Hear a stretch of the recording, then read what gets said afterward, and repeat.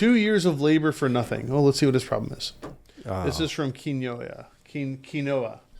I don't have anyone, so I'm here sharing this with random people on the internet. I've been laboring my butt off a marketing firm. It was an unpaid internship, so I had to work nights waiting tables.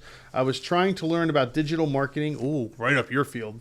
But I was more interested in the design side of things, specializing in branding and marketing material design.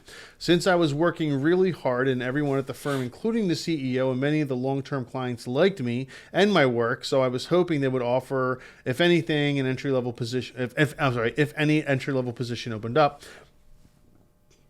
But I guess fate wasn't on my side. Opening came and was promptly given to the CEO's son. Nepotism. Mm-hmm. I had enough and decided to go solo. Today, after 2 months, I finally have my first paying client. Well, congratulations. I will be designing their logo and 3 to 4 social media posts every month. This is a dream come true, and I can't express the joy. I am really good with designing. People would frequently ask to commission me for their logos instead of full-time designers back when I was interning, but I don't know the business side of things. What should I prepare for? Taxes, marketing, management. Right now, I have just established my payment channel and a PDF portfolio.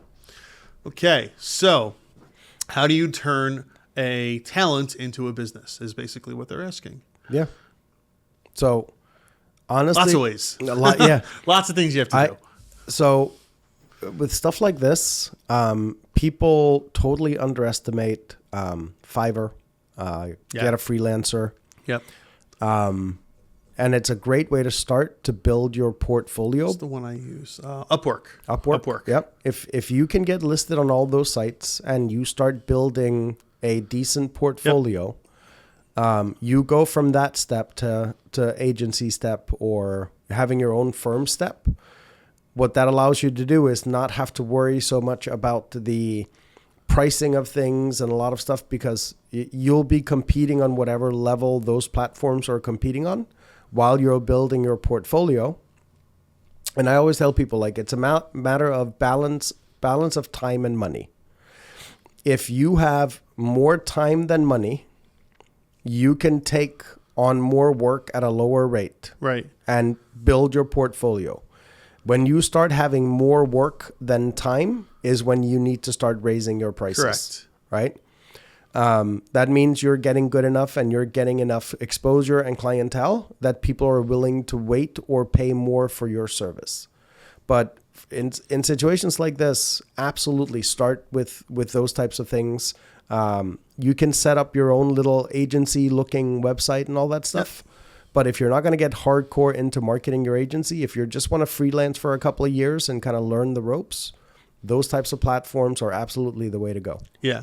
And another reason why they're the way to go is, number one, you won't necessarily have to set up an actual business structure. You won't need an LLC or a corporation at this point to do that.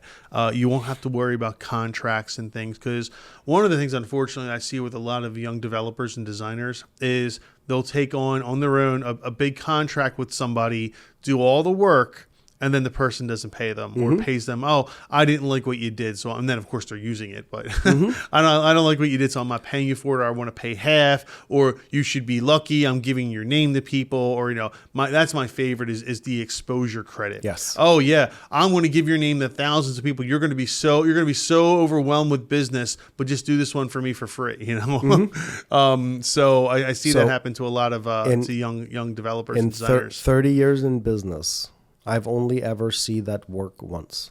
It has worked? Once. Really? Yes. Well, there you go, people. It works. If you want to, do you want to hear the story of what it was for? Okay. So someone that I know moved to Vermont. Okay. And they have maple trees. So they decided that they were going to start making maple syrup on a small scale. Okay. Right? Unbeknownst to them, the type of specialty stuff. Yeah. The type, like the tanks and stuff that you got to store it in and mix it and all that stuff, they're all handmade. They're all custom made. Okay. Like there's no manufacturing facility that makes these tanks, because everything is unique. So this guy that I know finds out there's only like 2 companies in the U.S. that makes them. And one of them is like in Lancaster, Pennsylvania. So he goes and talks to them and asks them flat out, like, are you busy enough? Could you use more business? He's like, listen, if you do this for me, and you're willing to discount the rate, and then if I get you more business, you're basically gonna give me my money back, right? So that made it different in the money back portion, right? But he paid less than half for them to build this, with the thing that he would get them more exposure.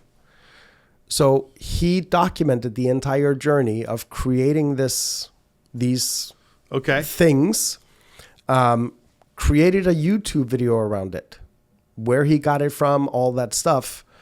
And like 7 months later, the guys call him and they're like, whatever it is that you're doing, can you stop it? We're booked out 4 years now. Oh my gosh. They're like, we'll pay you to stop it.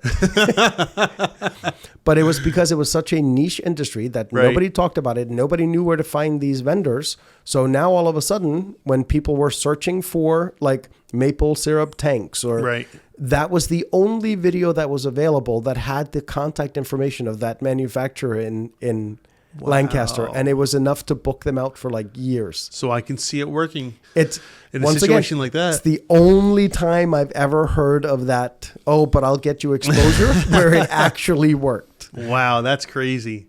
I thought it was kind of cool because like there's always that one exception to the rule. Yeah. But I waited 20 years to find it. To find the exception. You found it. All right. Well, for us in the regular world, that does not work. That never works. They are not getting you new business. They are not getting you any business. They are going to take the work that you did and make money off of it and not give you a dime in return. And I always say when someone tries that, I always tell them that side of it is, I will gladly discount your work. Right. So if you send me a handful of people, and I do work for 5 people, I'll do yours for free. Yeah. Give me the work first, and then I'll do yours. Yep. Or I'll even take it a step further. Pay for it, and I'll reimburse you. I'll refund you if you get me business. I'll give you a commission. Treat you like a salesperson. Correct. I'll give you a commission on the sales I made because of you. Yes. Yeah. But they have to be directly attributable. Correct. So, all right. So 2 years of laboring here. So yeah, I mean, go start with the freelance services. Definitely. I mean, especially in a world like design, right? Now here's the problem you're going to face, and you know this. You're going to be up against a lot of competition. Mm-hmm. You're going to be up against people that are willing to do 100 hours of work for $10. Mm-hmm. It's just the nature of the beast. Okay. You're going to have to get your feet wet, and you're going to have some long nights and not make a lot of money, if any money, for it. You're going to get people that want to nickel and dime you down to almost nothing. Yep. And you're going to have to do that for a little while until you get your name recognized, until you get your reviews out there and people seeing and liking your reviews, and more importantly, seeing your portfolio. Mm-hmm. It might take 2, 3, 4 months, but once you get a good size customer base and portfolio, then like you said, you'll start having more work. And you can start raising your rates a little bit and start making what you think you earn. But if you're not going to come out of the gate and get paid $500 for a logo, it's just not going to happen. You're going to make $10 on it if you're lucky. I mean, we're now at a point where when we do logos, I have a flat rate. Yeah. And people go, why is it so high? I'm like, because we deliver it quickly and we've never failed on one. Yeah. So like I know that you give me a logo design today, I'll probably have a logo that you're going to approve by the end of the week. So what's more important to you? How long it took me to make it? Right. Or the fact that I only had to make 1 or 2 iterations? Right. And you're ready to run by the end of the week. Wow, that's actually really impressive. I remember when we did logos years ago at my marketing company, man, we would go through 4 or 5. We got to a point where we literally had to say, in our contracts, you will get 2 rounds, and that's it. Because people will take and they will go around and around and around with the logos because people they don't want to make a decision. So we found out back in the day when I was back in the website development only field, is we tested this. I mean, we were doing hundreds of websites a year, right? So one of the things that we always had issues with was the number of revisions. Mm-hmm. So we tested it for a month where we sent out 3 different designs to a customer. And on average, we were doing 5.5 revisions before we ultimately ended back up with one of the first 3 that we had started with, right? The second month, we would only send them 1 design. And that was it, right? And if they asked for a different look or a different feel, or something different, we would send them a second one. Yep. Our rate of revisions went down to 2.6. Wow. So we were delivering, and then when we surveyed them afterwards, the people that got 3 said, well, we were actually confused because we liked different parts of different things. The ones that we surveyed that we only sent 1 said, I liked the fact that I didn't have to overthink it, and I could trust that you were sending me a design that really was professionally done and thought out. But it also allowed our designer, instead of having to pump out 3 designs for a client, we could tell him, hey, you can take twice as long. Just make one really good design. So it worked on both sides. Yes, we were spending a little bit more time on that first design, but we were delivering better designs. Sure. And there were less revisions. So it was a win-win for both. And ever since that, I never send a client ever more than 1 design. If they ask for a second one, I will ask them for feedback on the first one first. Yeah. Which makes sense because you start giving them options. Sometimes they start getting ideas. Ooh, I have this third idea in between these two. Correct. And yes. I like this one a little bit, but a little more there. And yeah, then, you're right. And then when you start blending them, they realize, oh, they're 2 different styles and don't really blend. Right. And a lot of times you end up to something that was very close to your first iteration anyway. Yeah.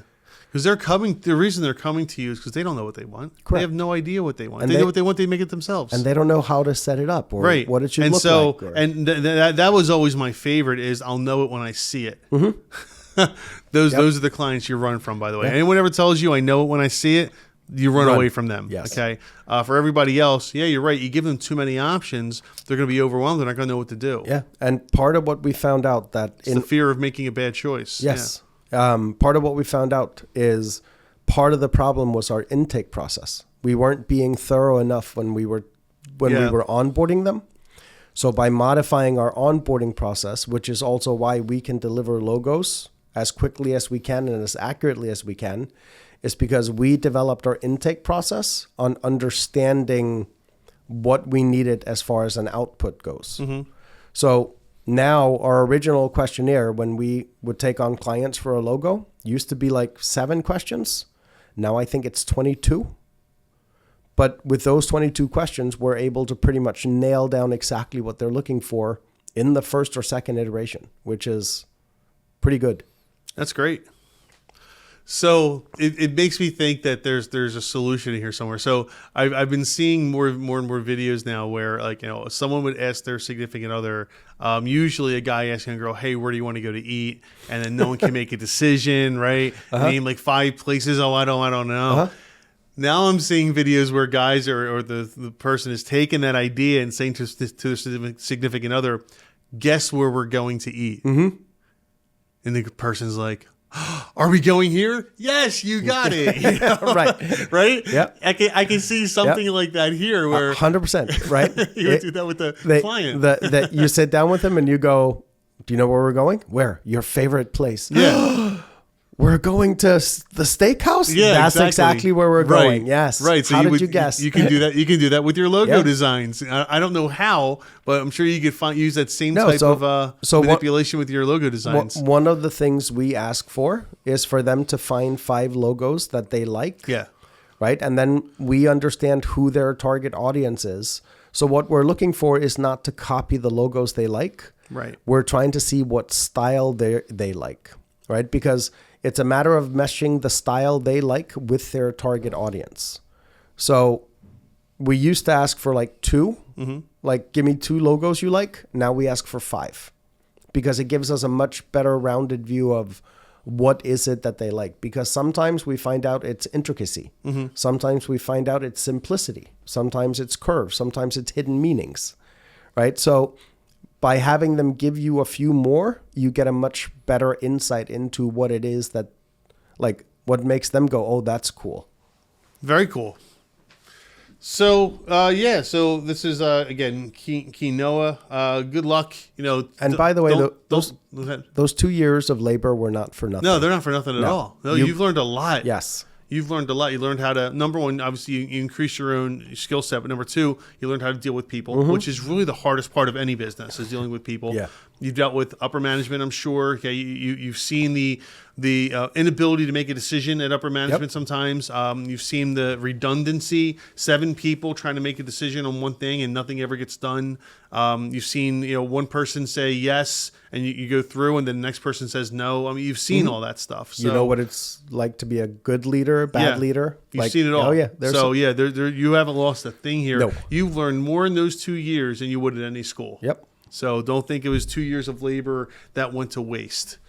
So good luck to you out there. We're definitely rooting for you.